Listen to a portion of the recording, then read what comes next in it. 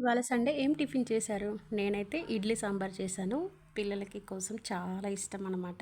అన్ని కూరగాయలు వేసేసుకొని నేను దోసకాయ లేదు కాబట్టి కీర దోసకాయ వేసానమాట. కీర దోసకాయ ఇంకా వంకాయ టమాటా అన్ని కూరగాయలు వేసేసుకొని ఇలా మగ్గబెట్టేసుకొని పప్పు ఉడకబెట్టాను కదా అలా ఉడకబెట్టేసుకొని మనం ఎప్పుడు సాంబార్ చేస్తాం కదా అలాగే చేసుకొని అందులో ఉడకబెట్టిన పప్పు ఎనుపుకొని వేసేసి కొంచెం చింతపండు పులుసు వేసేసుకొని బాగా కలుపుకొని మరిగిన తర్వాత కొంచెం కొత్తిమీర కరివేపాకు వేసేసుకొని ఇంకా వేడివేడి ఇడ్లీలు సాంబార్ వేసుకొని తింటే ఎంత బాగుంటుంది కదా. మీలో ఎంతమందికి ఇడ్లీ సాంబార్ అంటే ఇష్టము, ఇడ్లీ చట్నీ అంటే ఇష్టం కామెంట్ అయితే చేయండి.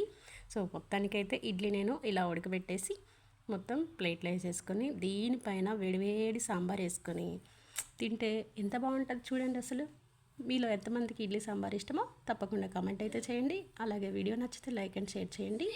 తప్పకుండా సబ్స్క్రైబ్ చేయండి. Super healthy tasty idli sambar.